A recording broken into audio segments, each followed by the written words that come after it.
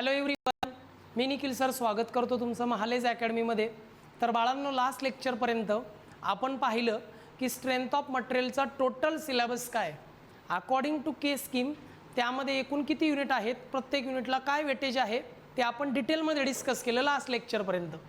आता आजच्या लेक्चरला आपण स्ट्रेंथ ऑफ मटेरियल म्हणजेच सॉम हा जो सब्जेक्ट आहे, जो सिव्हिल इंजिनिअरिंग, मेकॅनिकल इंजिनिअरिंग आणि प्रोडक्शन इंजिनिअरिंग या तिन्ही ब्रांचेसला कॉमन सब्जेक्ट आहे, तो आज आपण स्टार्ट करत आहोत. तर बाळांनो, आपला सब्जेक्ट आहे स्ट्रेंथ ऑफ मटेरियल्स म्हणजे सॉम, आणि त्यामध्ये आज आपण स्टार्ट करत आहोत युनिट नंबर 1. युनिट नंबर 1 आहे आपलं moment of inertia. Unit number 1 आहे आपलं मोमेंट ऑफ इनर्शिया. आणि टोटल या युनिटचं वेटेज किती आहे, तर 12 मार्कांचं वेटेज आहे. म्हणजेच हा युनिट टोटल 12 मार्कांसाठी येऊ शकतो. ठीक आहे. आता या ठिकाणी मोमेंट ऑफ इनर्शियाचं जे हे युनिट आहे, हे युनिट तसं फार वास्ट आहे, फार मोठं आहे, परंतु त्याचं मार्कांचं वेटेज फार कमी आहे. परंतु तरीसुद्धा या युनिटचे प्रत्येक ना प्रत्येक कन्सेप्ट इम्पॉर्टंट ठरतात, कारण नेक्स्ट सेमिस्टरला मोमेंट ऑफ इनर्शियावर आपल्याला खूप सारे सब्जेक्ट आहेत. खूप साऱ्या सब्जेक्टला बेस आहे मोमेंट ऑफ इनर्शियाचा कन्सेप्ट. त्यामुळे आपल्याला हा युनिट एकदम पक्का करावा लागतो, जरी मार्कांचं वेटेज कमी असलं तरी. ठीक आहे. तर बाळांनो, मग युनिट नंबर 1 आहे मोमेंट ऑफ इनर्शिया, वेटेज आहे 12 मार्कांचं. ठीक आहे. आजच्या लेक्चरला आपण काही कन्सेप्ट आणि थिअरी पाहणार आहोत. ठीक आहे. तर बाळांनो, हेडिंग द्या. युनिट नंबर 1 आहे मोमेंट ऑफ इनर्शिया आणि वेटेज आहे 12 मार्क्स. सिव्हिल, मेकॅनिकल आणि प्रोडक्शन करता कॉमन असलेला हा सब्जेक्ट आहे. तर युनिट नंबर 1चा जो सिलेबस आहे तो आपण ऑलरेडी पाहिला आहे, पण तरीसुद्धा या ठिकाणी मी तुम्हाला परत एकदा सांगतो. युनिट नंबर 1 आहे मोमेंट ऑफ इनर्शिया, वेटेज आहे 12 मार्क्स. यामध्ये टोटल तुम्हाला 5 टॉपिक्स पाहायला मिळतात, 5 टॉपिक्स. पहिल्या टॉपिकमध्ये मोमेंट ऑफ इनर्शियाचा कन्सेप्ट आहे. त्यानंतर वेगवेगळे जे प्लेन लॅमिना आहेत त्यांचा मोमेंट ऑफ इनर्शिया काढण्याचा फॉर्म्युला आहे, स्टँडर्ड फॉर्म्युला. त्यानंतर तुम्हाला रेडियस ऑफ गायरेशनचा फॉर्म्युला आहे, रेडियस ऑफ गायरेशनचा कन्सेप्ट आहे. त्यानंतर perpendicular axis theorem, parallel axis theorem आपल्याला पाहायचे.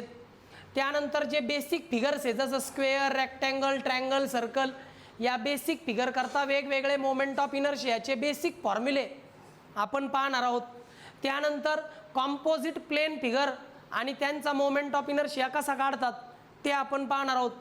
त्यानंतर बिल्टअप सेक्शन, बिल्टअप सेक्शनचा मोमेंट ऑफ इनर्शिया, बिल्टअप सेक्शनच्या मोमेंट ऑफ इनर्शियाचं फक्त इंट्रोडक्शन आहे, त्याच्यावर न्यूमरिकल्स नाहीत. त्यानंतर concept of centre of gravity आणि ॲन्शियन कन्स्ट्रक्शन लाईक टेम्पल फोर्ट्स. जुन्या काळात ना खूप सारे कन्स्ट्रक्शन केले जायचे, म्हणजे टेम्पलचं कन्स्ट्रक्शन असेल, मंदिरांचं कन्स्ट्रक्शन, फोर्ट म्हणजे किल्ले, किल्ल्यांचं बांधकाम. तर त्या कन्स्ट्रक्शन ते अजूनही आजपर्यंत टिकलेत. पण का? कारण त्याच्यामध्ये मोमेंट ऑफ इनर्शियाचा कन्सेप्ट वापरलेला आहे. इतक्या जास्त दिवस होऊन सुद्धा ते टिकलेले आहेत, ते प्रॉपर आज आहे त्या कंडिशनला आहे. त्याचं कारण आहे मोमेंट ऑफ इनर्शियाचा कन्सेप्ट. म्हणून मोमेंट ऑफ इनर्शियाचा कन्सेप्ट ॲज अ इंजिनियर फार महत्त्वाचा ठरतो. तर पटकन बाळांनो याचा स्क्रीनशॉट घ्या, म्हणजे आपल्याला पुढे जाता येईल. सिलेबस तर तुमच्या समोरच आहे. चला, घेतला सिलेबस, स्क्रीनशॉट घेतला. ओके. आता काय आहे आणि काय नाही आहे तर तुम्हाला माहिती आहे. आता आजच्या लेक्चरला आपण काय पाहणार आहोत, तर आजच्या लेक्चरला आपण पाहणार आहोत मोमेंट ऑफ इनर्शियाचा कन्सेप्ट, की नेमकं मोमेंट ऑफ इनर्शिया म्हणजे आहे तरी काय. कारण या अगोदर तुम्हाला मोमेंट ऑफ इनर्शियाचा कन्सेप्ट नव्हता. मोमेंट ऑफ इनर्शिया ही टर्मच तुमच्यासाठी मुळात नवीन आहे. मग मोमेंट ऑफ इनर्शिया म्हणजे नेमकं काय आहे तो कन्सेप्ट आपण पाहणार आहोत. त्यानंतर कन्सेप्ट पाहिल्यानंतर मोमेंट ऑफ इनर्शियाची डेफिनेशन आपण पाहणार आहोत. त्यानंतर मोमेंट ऑफ इनर्शिया जर आपल्याला कॅल्क्युलेट करायचं आहे तर त्याचा फॉर्म्युला आपण तयार करणार आहोत, आणि फॉर्म्युल्यानुसार मोमेंट ऑफ इनर्शियाचं जे सिस्टीम ऑफ इंटरनॅशनल युनिट म्हणजे SI युनिट आहे ते आपण पाहणार आहोत. म्हणजे थोडक्यात मोमेंट ऑफ इनर्शियामध्ये कन्सेप्ट, डेफिनेशन, फॉर्म्युला आणि युनिट आपण आजच्या लेक्चरला डिस्कस करणार आहोत. ठीक आहे. आलं लक्षात तुम्ही काय पाहायचं आहे आपल्याला आजच्या लेक्चरला. ओके. आता पुढे जाऊ. आता सुरू करूयात बाळांनो मोमेंट ऑफ इनर्शियाचा कन्सेप्ट. आता मोमेंट ऑफ इनर्शियाच्या कन्सेप्टकडे जायचं असेल ना तर काही गोष्टी सुरुवातीला ॲज्युम करूया. काही गोष्टी ॲज्युम केल्यानंतर आपण एका नवीन कन्सेप्टपर्यंत पोहोचतो. मग बघा, सुरुवातीला ते म्हणतात कन्सिडर अ प्लेन लॅमिना. तुम्हाला एक प्लेन लॅमिना कन्सिडर करायचा आहे.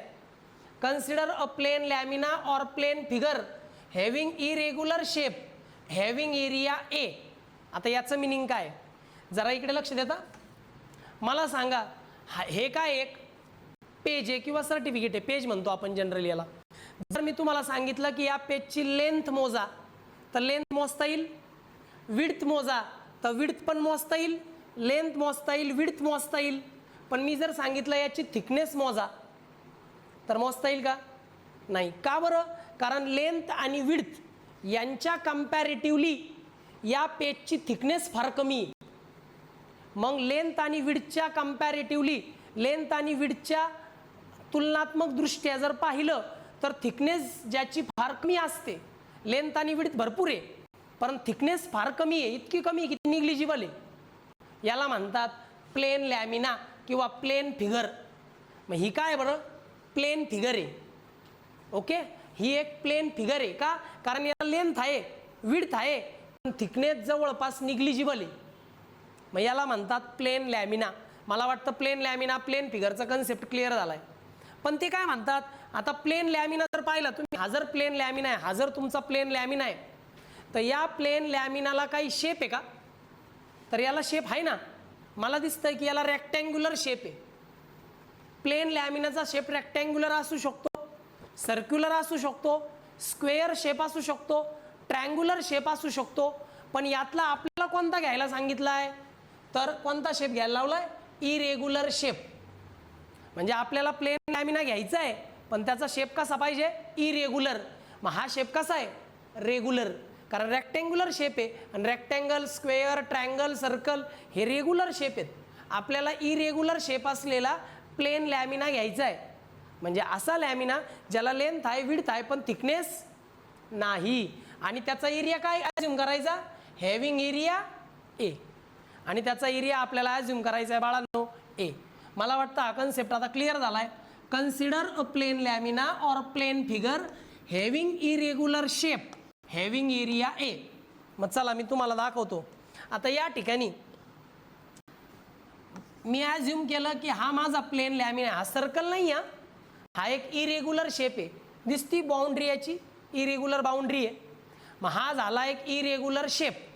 बरं, याला लेंथ आहे, विड्थ आहे, पण थिकनेस नाही. म्हणजे याच्यात किती डायमेन्शन आहे? 2D डायमेन्शन आहे, 2 डायमेन्शन आहे. लेंथ आहे, विड्थ आहे, पण थिकनेस नाही.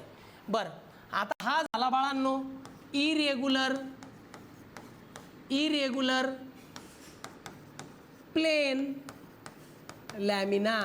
प्लेन लॅमिना म्हणजे लेंथ आहे, विड्थ आहे, पण थिकनेस नाही. इरेग्युलर शेप म्हणजे एक वेगळाच शेप आहे, त्याला रेक्टँगल, स्क्वेअर, सर्कल असा स्पेसिफिक शेप नाही. हा झाला इरेग्युलर प्लेन लॅमिना जो मला कन्सिडर करायचा होता. आणि त्याला मी काय केलं? त्याचा एरिया ॲज्युम केला.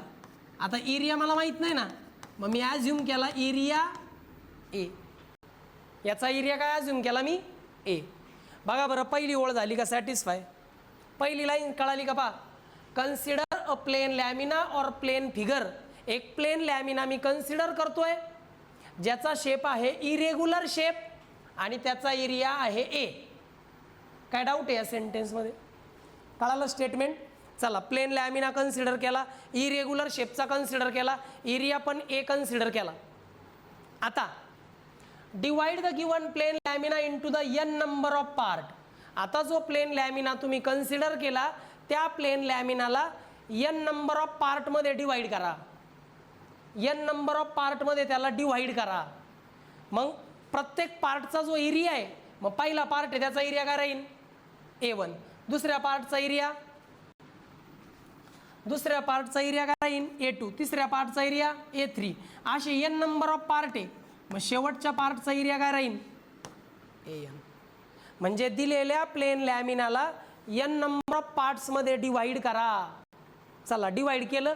बरं, पहिला पार्ट आहे त्याचा एरिया A1, दुसरा पार्ट आहे त्याचा एरिया A2, तिसरा पार्ट आहे त्याचा एरिया A3. असं त्याला एरियाला हे करा. मग आता इकडे बघा, हा झाला तुमचा प्लेन लॅमिना. आता या प्लेन लॅमिनाला मी n नंबर ऑफ पार्टमध्ये डिवाइड करतो. हे बघा आता मी समजा 4 पार्ट घेतोय. किती? 4. पण तुम्हाला n नंबर ऑफ पार्ट घ्यायचे म्हणजे तुम्ही 3 पार्ट घेऊ शकता, 5 पार्ट घेऊ शकता, 4 पार्ट घेऊ शकता. काय घ्यायचे ते घ्या. मी इथं घेतो हा एक पार्ट, हा एक पार्ट, हा एक पार्ट आणि हा एक पार्ट. या पार्टला मी नावं देतो बाळांनो, जरा लक्ष द्या. या पार्टला नाव दिलं पार्ट 1, पार्ट 2, पार्ट 3 आणि त्यानंतर हा झाला बाळांनो तुमचा पार्ट 4. ओके, हा झाला बाळांनो तुमचा पार्ट 4. याला जरा खाली घेतो.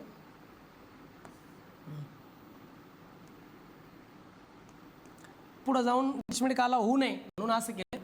हा पार्ट 1, हा पार्ट 2, हा पार्ट 3 आणि हा पार्ट 4. मग मी काय केलं, दिलेला जो प्लेन लॅमिना होता, दिलेला हा जो प्लेन लॅमिना आहे त्या प्लेन लॅमिनाला n नंबर ऑफ पार्टमध्ये डिवाइड केलं, छोट्या छोट्या पार्टमध्ये डिवाइड केलं. हा पार्ट 1 आहे, हा पार्ट 2 आहे, हा पार्ट 3 आहे आणि हा पार्ट 4 आहे. ठीक आहे, असे n नंबर ऑफ पार्ट आहे. मी फक्त 4च पार्ट इथं दाखवलेत. बरं, आता या ठिकाणी हा जो पार्ट आहे ना, ह्या पार्टच्या एरियाला ॲझ्युम केलं A1. ह्या पार्टचा जो एरिया आहे याला ॲझ्युम केलं A2.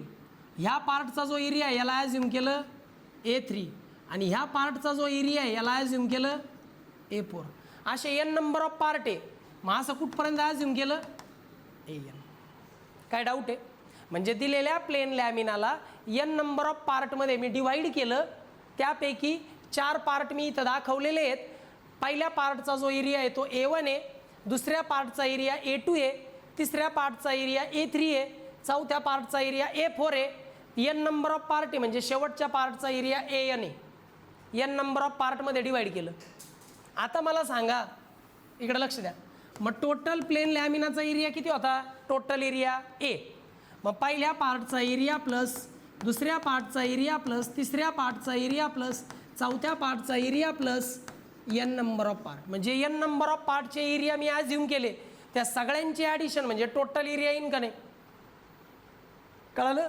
म्हणजे दिलेल्या पार्टला जर मी n नंबर ऑफ पार्टमध्ये डिवाइड केलं तर प्रत्येक पार्टच्या एरियाची ॲडिशन, सगळ्या पार्टच्या एरियाची ॲडिशन केली का प्लेन लॅमिनाचा टोटल एरिया काय येईन? A. मला सांगा, हे स्टेटमेंट कळालं का? सेकंड स्टेटमेंट जरा इकडे लक्ष द्या. मग हे स्टेटमेंट कळालं का? सेकंड कळालं असेल बघा. Divide given plane lamina into the n number of part. दिलेल्या प्लेन लॅमिनाला n नंबर ऑफ पार्टमध्ये डिवाइड करा. पहिल्या पार्टचा एरिया A1, दुसऱ्या पार्टचा एरिया A2, तिसऱ्या पार्टचा एरिया A3 आणि n नंबरच्या पार्टचा एरिया AN. मग टोटल जो प्लेन लॅमिनाचा एरिया आहे तो होईल पहिल्या पार्टचा एरिया प्लस दुसऱ्या पार्टचा एरिया प्लस तिसऱ्या पार्टचा area plus n number of पार्टचा एरिया, टोटल एरिया. मला सांगा, हे समजलं का? पटकन स्क्रीनशॉट घ्या म्हणजे पुढे जाता येईल. चला, स्क्रीनशॉट घेतला. मग एक प्लेन लॅमिना कन्सिडर केला ज्याचा एरिया A आणि इरेग्युलर शेप आहे आणि त्याचे n number of part divide केले. प्रत्येक पार्टचा एरिया A1, A2, A3 घेतला. मग टोटल प्लेन लॅमिनाचा एरिया येईल A1 plus A2 plus A3. काय डाऊट याच्यात? कळालं श्रावणी? ठीक आहे. नेक्स्ट, आता या ठिकाणी हे ॲझ्युम केलेलं आहे बरं का मी. आता मला काय करायचं आहे, इकडे लक्ष द्या. तुम्हाला सेंट्रॉइड आणि सेंटर ऑफ ग्रॅव्हिटी मॅकॅनिक्सच्या शेवटच्या युनिटमध्ये शिकवलं होतं, शिकवलंच होतं बाळांनो. मग आता सेंट्रॉइडचा जर कन्सेप्ट पाहिला, मला सांगा सेंट्रॉइड आपण कुठं वापरतो? जिथं 2D फिगर आहे. मग ही फिगर कोणती आहे? 2D. म्हणजे याच्यात 2च डायमेन्शन आहे, लेंथ आणि विड्थ. म्हणजे याला राहील सेंट्रॉइड. जर 3 डायमेन्शन असते, लेंथ, विड्थ आणि हाईट असती, तर मग मी तिथं वापरला असता सेंटर ऑफ ग्रॅव्हिटी. पण या ठिकाणी तर 2D आहे. मग या ठिकाणी काय राहील बाळांनो? या ठिकाणी राहील 2D कन्सेप्ट. ओके, मग आपल्याला सेंट्रॉइड काढायचं आहे. सेंट्रॉइड काढताना तुम्ही कोणता भाग पकडत होते रे? सेंट्रॉइड काढताना आपण नेहमी लेफ्ट कॉर्नर घेत होतो. कोणता कॉर्नर घेत होतो? Left corner. मग ही जर फिगर आहे तर या फिगरकडे तोंड केल्यावर लेफ्ट कॉर्नर हा येतो का? हा लेफ्ट कॉर्नर आहे आणि हा लेफ्ट कॉर्नरचा ओरिजिन आहे. ओके, बरं, जो व्हर्टिकल ॲक्सिस आहे त्या व्हर्टिकल ॲक्सिसला आपण काय म्हणतो? वाय. आणि हा जो हॉरिझॉन्टल ॲक्सिस आहे त्याला काय म्हणतो? व्हर्टिकल ॲक्सिसला आपण वाय म्हणतो, हॉरिझॉन्टल ॲक्सिसला आपण एक्स म्हणतो. काय डाऊट? ओके. आता या ठिकाणी काय करायचंय, मला डिस्टन्स काढायचंय. जरा इकडे लक्ष देता, फार महत्वाचं आहे बरं आता हा टॉपिक. इकडे बघा, आता इकडे बघा, हा जो पहिला पार्ट आहे ना, या पहिल्या पार्टचं डिस्टन्स ह्या ॲक्सिसपर्यंत, दुसऱ्या पार्टचं डिस्टन्स ह्या ॲक्सिसपर्यंत, तिसऱ्या पार्टचं डिस्टन्स इथून तर इथपर्यंत, आणि चौथ्या पार्टचं डिस्टन्स इथून तर इथपर्यंत. मी काय केलं, प्रत्येक पार्टचं डिस्टन्स एक्स ॲक्सिसपर्यंत मोजलं. प्रत्येक पार्टचं डिस्टन्स मी कोणत्या ॲक्सिसपर्यंत मोजलं, एक्स ॲक्सिसपर्यंत मोजलं. मग इकडे लक्ष द्या. मग आता बघा बरं का, मला सांगा हे डिस्टन्स मोजायचं असल्यावर कुठला ॲक्सिस पाहणार, वाय ॲक्सिस पाहणार ना. जर मला हे डिस्टन्स मोजायचं आहे तर मी कुठला ॲक्सिस पाहणार, वाय ॲक्सिस. मग पहिल्या पार्टचं डिस्टन्स मोजलं वाय ॲक्सिसवर, म्हणून याला नाव दिलं y1. म्हणजे हा जो पहिला पार्ट आहे त्याचं डिस्टन्स मोजलं वाय ॲक्सिसवर. कुठपर्यंत मोजलं, ह्या एक्स ॲक्सिसपर्यंत मोजलं, पण कुठं मोजलं, वाय ॲक्सिसवर, म्हणून त्याला नाव दिलं y1. तसंच दुसऱ्या पार्टचं डिस्टन्स काय येईल, y2. तिसऱ्या पार्टचं डिस्टन्स काय येईल, y3. चौथ्या पार्टचं डिस्टन्स काय येईल, y4. म्हणजे पहिल्या पार्टचं डिस्टन्स y1, दुसऱ्या पार्टचं डिस्टन्स y2, तिसऱ्या पार्टचं डिस्टन्स y3, चौथ्या पार्टचं डिस्टन्स y4. म्हणजे प्रत्येक जितके पण तुम्ही n नंबर ऑफ पार्ट केले, प्रत्येक पार्टचं डिस्टन्स अलॉंग वाय ॲक्सिस मी मोजलं. कुठपर्यंत, एक्स ॲक्सिसपर्यंत. इथपर्यंत काय डाऊट आहे का बा, समजलं इथपर्यंत? आता हेच डिस्टन्स मला मोजायचंय, पण आता हे डिस्टन्स मला कुठपर्यंत मोजायचंय, जरा इकडे लक्ष द्या. आता बघा बरं का बाळांनो,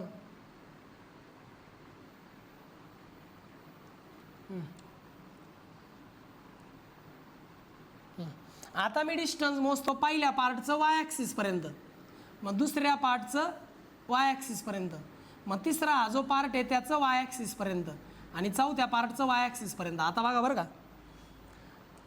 प्लीज सी हिअर, खूप इम्पॉर्टंट टॉपिक चालू आहे. इकडे बघा, आता पहिल्या पार्टचं डिस्टन्स मी मोजलं वाय ॲक्सिसपर्यंत. हा पहिला पार्ट आहे ना, त्याचं डिस्टन्स वाय ॲक्सिसपर्यंत मी मोजलंय, पण कोणत्या ॲक्सिसवर मोजावं लागेल मला हे डिस्टन्स, एक्स ॲक्सिसवर. मग याला म्हणायचं x1. दुसऱ्या पार्टचं डिस्टन्स मोजलं वाय ॲक्सिसपर्यंत, पण कोणत्या ॲक्सिसवर मोजलं, एक्स. मग याला म्हणायचं x2. बरं, हे 3चं कुठपर्यंत मोजलं, x3, आणि याचं x4. म्हणजे जे हॉरिझॉन्टल डिस्टन्स आहे त्याला नाव काय दिलं, x1, x2, x3, x4. आणि जे व्हर्टिकल डिस्टन्स आहे त्याला नाव काय दिलं, y1, y2, y4. का, कारण व्हर्टिकल ॲक्सिस असतो y, म्हणून नाव दिलं y1, y2, y3, आणि हॉरिझॉन्टल ॲक्सिस x, म्हणून त्याला नाव दिलं x1, x2, x3, x4. मी 4च पार्ट घेतले म्हणून 4 घेतले, तुम्ही 3 घ्या.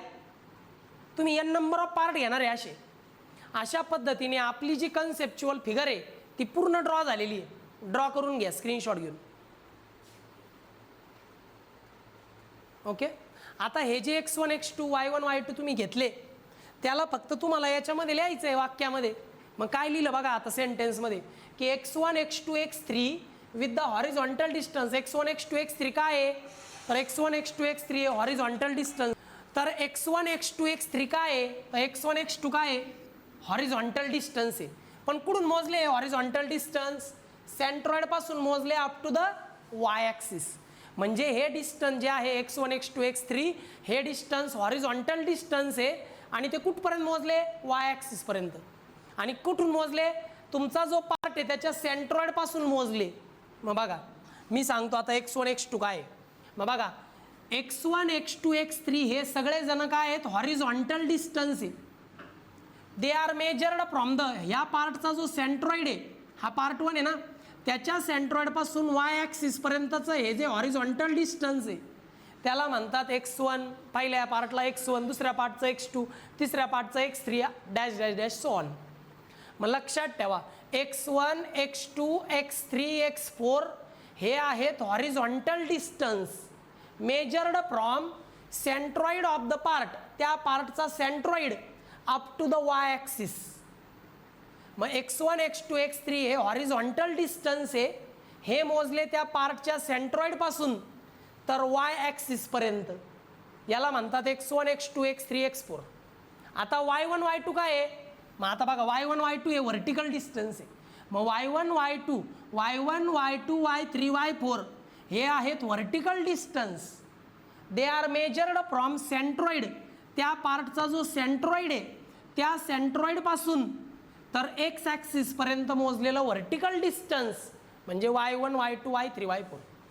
मग याला कसं लिहिलं बघा आपण, y1 y2 y3 y4 dash dash dash yn हे व्हर्टिकल डिस्टन्स आहे. कुठून मोजले? सेंट्रॉइडपासून एक्स ॲक्सिसपर्यंत.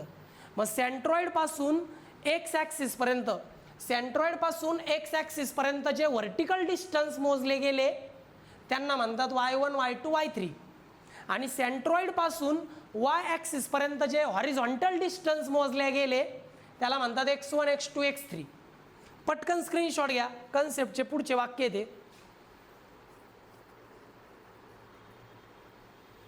ओके, घेतला स्क्रीनशॉट. मग तुम्हाला आता x1 बघा फिगरमध्ये मी दाखवलं x1 x2 x3 आणि याच्यात दाखवलं y1 y2 y3. ठीक आहे, आता आपला कन्सेप्ट तर पूर्ण झाला आहे. आता आपल्याला जायचं आहे बाळांनो पुढच्या कन्सेप्टकडं, म्हणजे moment of इनर्शियाच्या कन्सेप्टकडं.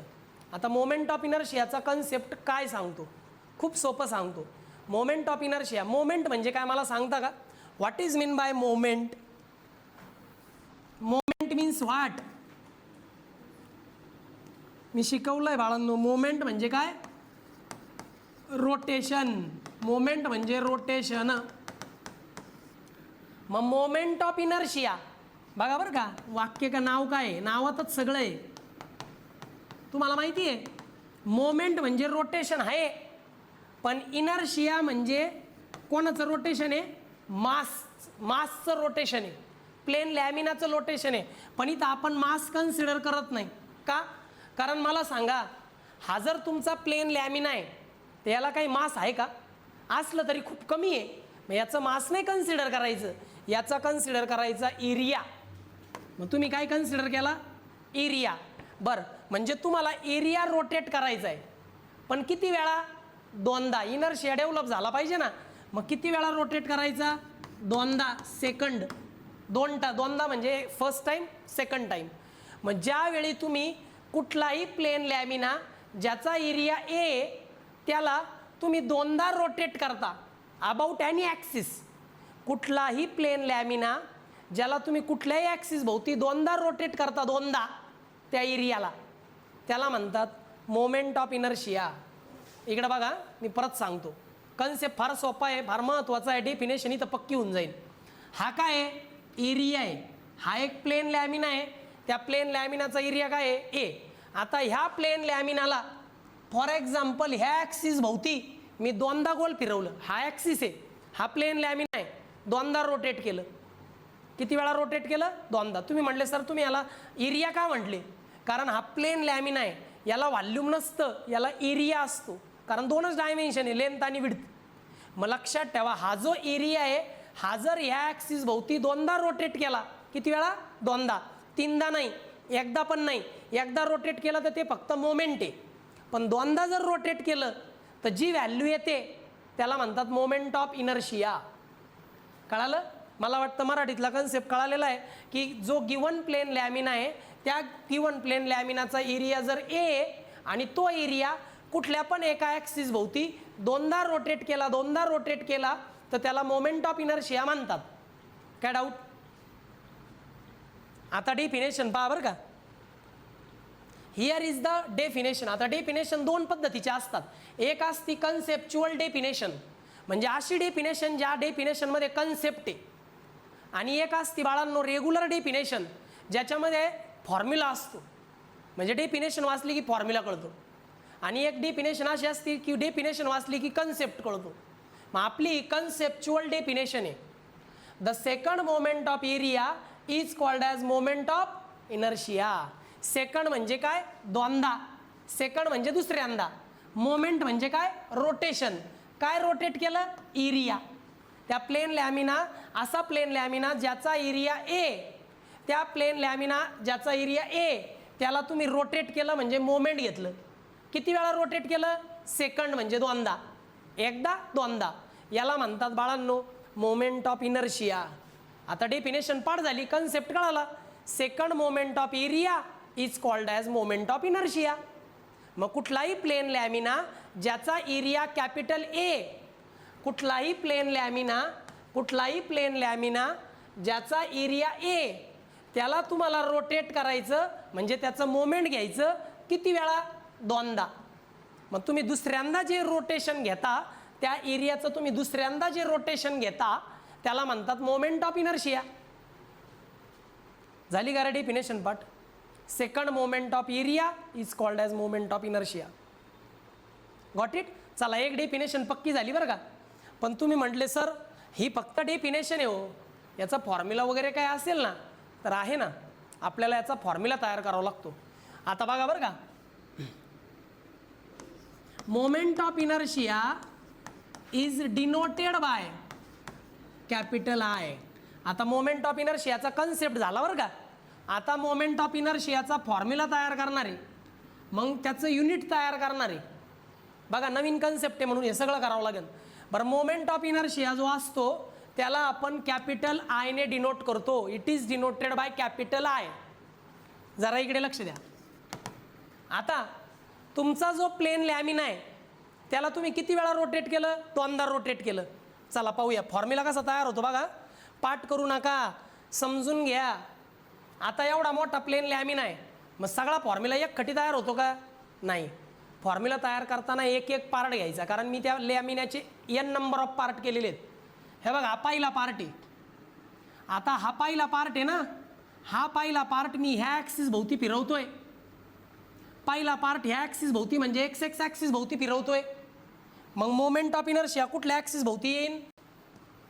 Moment of inertia येईल, जरा इकडे लक्ष द्या, मोमेंट ऑफ इनर्शिया येईल एक्स एक्स ॲक्सिस भोवती. म्हणजे तुम्ही कोणत्या ॲक्सिस भोवती फिरवलं? एक्स एक्स ॲक्सिस भोवती फिरवताय ना तुम्ही प्लेन लॅमिना, म्हणून एक्स एक्स. तुम्ही म्हणले सर जर वाय वाय ॲक्सिस भोवती फिरवलं तर, म्हणजे व्हर्टिकल ॲक्सिस भोवती जर दोनदा फिरवलं तर मग येईल moment of inertia about Y Y axis. याला म्हणतात moment of inertia about Y Y axis. याला म्हणतात moment of inertia about X X axis. याच्यावरून कळतं, ह्या खाली लिहिलेल्या ॲक्सिसवरून, की कोणत्या ॲक्सिस भोवती तो एरिया फिरवला आहे दोनदा. कळतंय ना मी काय बोलतोय? मराठी भाषा आहे, व्यवस्थित समजून घ्या. मग मी काय करतो आता, सुरुवातीला एक्स एक्स ॲक्सिस भोवती फिरवतो बरं का. हा झाला तुमचा हॉरिझॉन्टल एक्स एक्स ॲक्सिस. याच्या भोवती हा जो पार्ट 1 आहे तो दोनदा फिरवला. आता एकदा फिरवला तर त्याचा एरिया काय होता? A1. आणि रेडियस काय होता बघा बरं. हा याच्या भोवती फिरवायचा आहे ना, याचा रेडियस बघा हा आहे. आणि काय तो रेडियस? Y1. बरं, एकदा फिरवला तेव्हा एक रेडियस झाला. तुम्ही दुसऱ्यांदा फिरवल्यावर दुसऱ्यांदा पण रेडियस आला ना. तुम्ही दोनदा जर रोटेट करताय तर सर्कल किती वेळा तयार झाला? दोनदा तयार झाला. हे बघा, हा ॲक्सिस आहे, हा एरिया A1 आहे. एकदा फिरवला एक रेडियस, दुसऱ्यांदा फिरवला दुसरा रेडियस, पण एरिया तोच आहे ना. एरिया बदलला का? तुम्ही फक्त एरिया फिरवताय, एरिया वाढवत किंवा कमी करत. पण तुम्ही जेव्हा दोनदा रोटेट करता तेव्हा रेडियस किती वेळा येतो? दोनदा. इकडे बघा, आता हे बघा, पहिला फिरवला एरिया A1 तेव्हा त्याचा रेडियस काय होता? Y1. पण तुम्ही एकदा फिरवला असता एकदा तर A1 Y1 बरोबर होतं. पण तुम्ही दोनदा फिरवला मग Y1 अजून एकदा आला. Y1 × Y1 काय होईल? आता तुम्ही दुसरा पार्ट फिरवला सिमिलरली. दुसरा पार्ट फिरवल्यावर काय झालं? A2 Y2चा square. तिसरा पार्ट फिरवला तर काय होईल?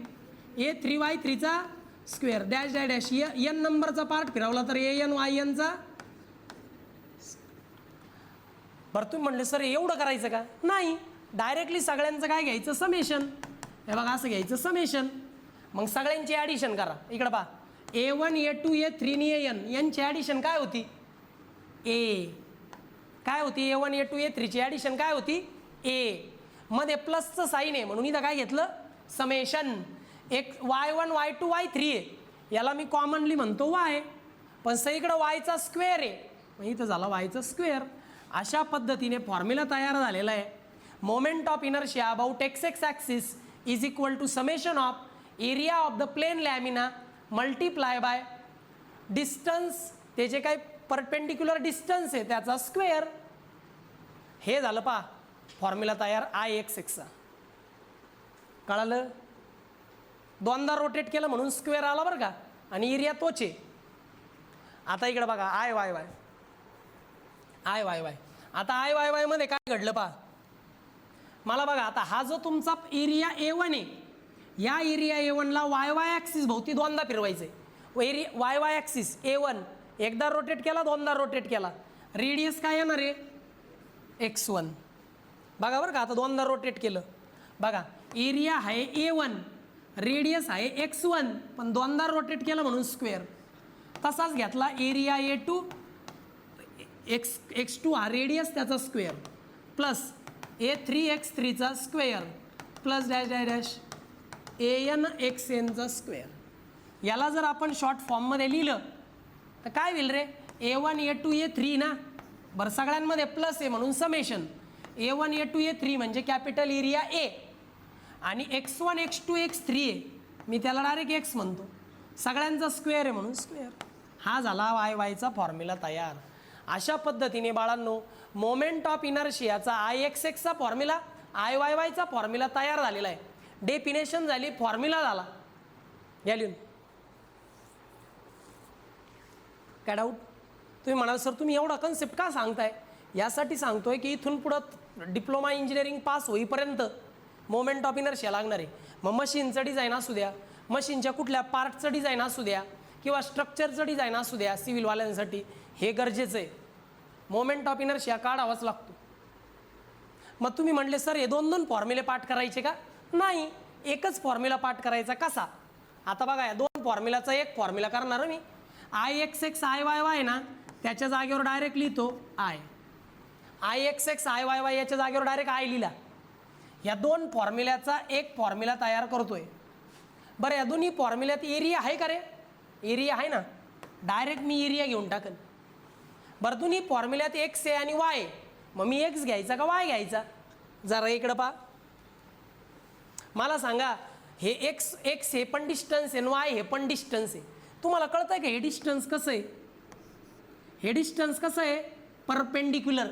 मग परपेंडिक्युलर डिस्टन्सला मी h म्हणजे हाईट असं म्हणू शकतो ना.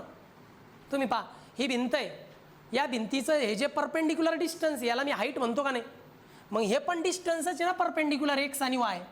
याला मी काय म्हणाल मग? h. पण इथं x yचा स्क्वेअर आहे म्हणून याचा. अशा पद्धतीने बाळांनो मोमेंट ऑफ इनर्शियाचा फॉर्म्युला तयार झाला. Area of the plane lamina multiply by square of the perpendicular distance up to the reference axis. This is the formula for moment of inertia. हा फॉर्म्युला लाईफ टाईम लक्षात ठेवायचा. Life time बरं का. काय doubt? आता याच्यामध्ये पेपरला formula आला ना, असं लिहायचं where I is equal to, I म्हणजे कोण आहे? Moment of inertia. I म्हणजे आहे मोमेंट ऑफ इनर्शिया. A म्हणजे कोण आहे? A म्हणजे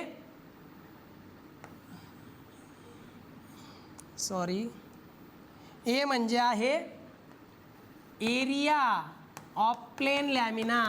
तो जो काही प्लेन लॅमिना आहे ना, त्या प्लेन लॅमिनाचा एरिया. आणि H म्हणजे काय रे? Perpendicular distance.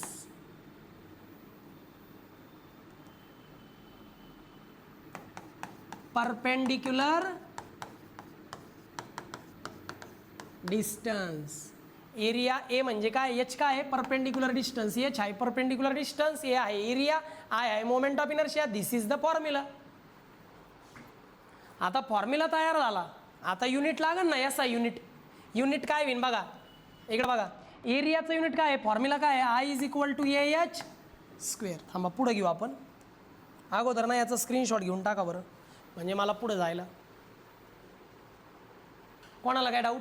थोडं डिटेलमध्ये सांगितलं, थोडा वेळ जास्त गेला पण ठीक आहे, समजलं पाहिजे. आता इकडे बघा, आयचा फॉर्म्युला काय तयार झाला? AH square. मला सांगा एरिया कशात मोजतो? एरिया मोजतो MM स्क्वेअरमध्ये. हे परपेंडिक्युलर डिस्टन्स H कशात मोजतो? MM मध्ये. पण इथं Hचा स्क्वेअर आहे म्हणजे MM चा पण स्क्वेअर. मग आयचं याचा युनिट या ठिकाणी तयार झालं MM square into MM square. काय झालं रे? MM raise to 4.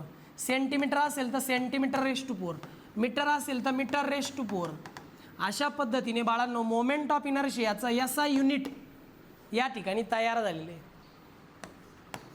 एरियाचं unit M square, डिस्टन्सचं युनिट एम आहे, पण एचचा स्क्वेअर आहे म्हणून एमचा square, M square into M square म्हणजे MM⁴.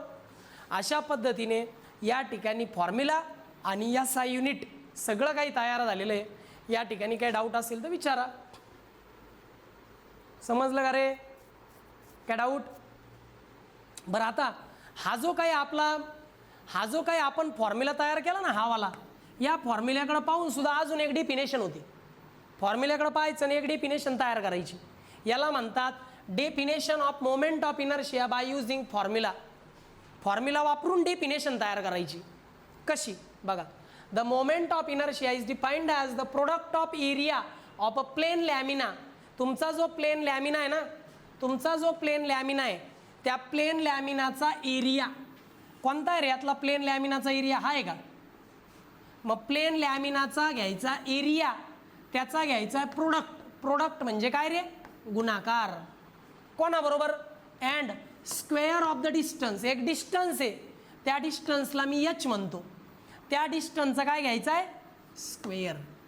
आणि हे डिस्टन्स कुठून मोजलं? From the centroid to the reference axis. Centroid पासून तुमचा जो एक्स किंवा वाय जो काही रिफरन्स ॲक्सिस आहे तिथपर्यंत मोजलेलं परपेंडिक्युलर डिस्टन्स, त्याचा स्क्वेअर. झाला ना आयचा फॉर्म्युला तयार.